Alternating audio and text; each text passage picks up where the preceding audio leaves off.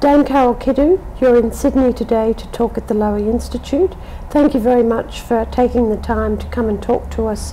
What do you see as the really big priorities the new government needs to address?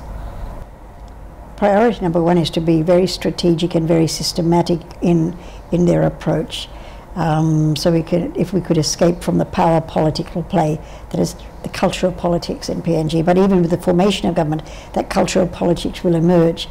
We tie in with that too. We have to look at, I think a new government really should put in a bipartisan committee and get constitutional experts, get consultations at provincial level, and really look at the constitution of Papua New Guinea, because it's been 37 years since independence.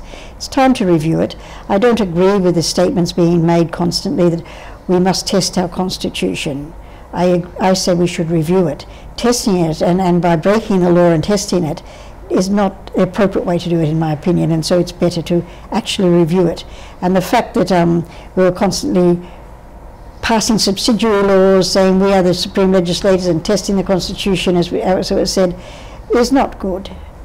Another area, of course, that ties in with my interest is the area of the social indicators and the fact that we have not made progress, in spite of all our booming economy. We have not made progress on the Millennium Development Goals. We have not even taken a real, in some ways, not really truly internalized them and committed to them, if I be very frank, I think. And suddenly we woke up too late that we'd signed this document.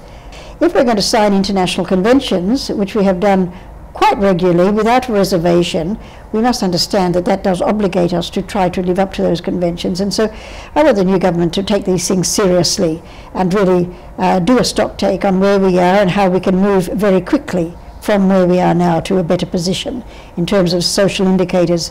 Because if we continue to neglect the social indicators, I cannot see sustainable development as being an outcome for Papua New Guinea. The position of women in PNG society is an area that you've been particularly involved in and a real champion.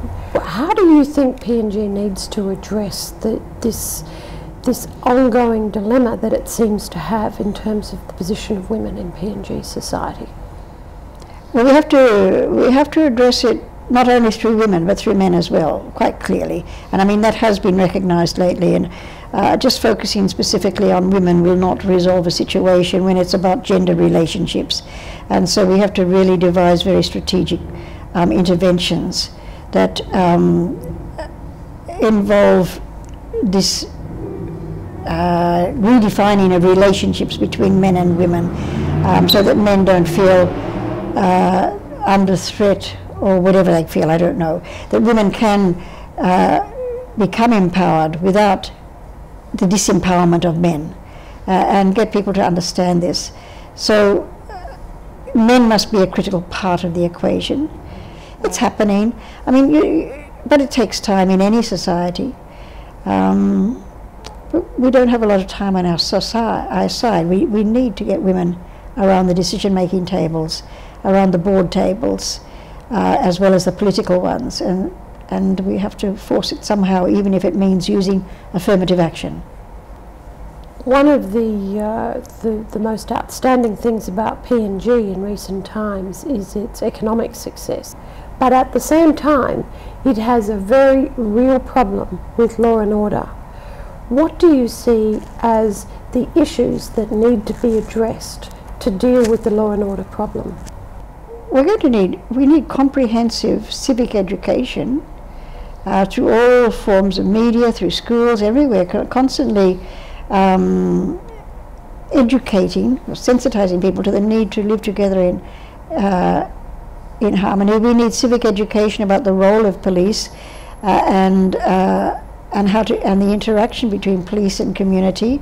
There's some very great work being done with community policing and work being done, and we need to promote all those good things that are happening.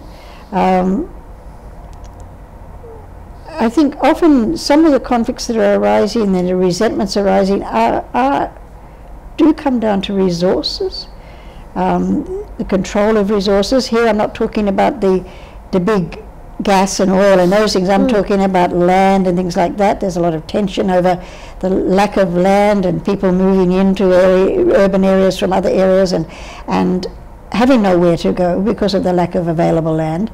So there's lots of tensions between groups on that. So there's a whole lot of multi-pronged approaches will be needed. But generally, I think we need to really work on building one people, one nation again.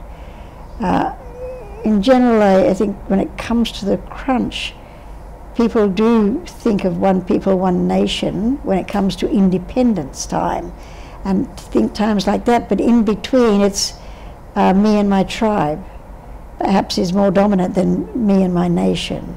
And so we have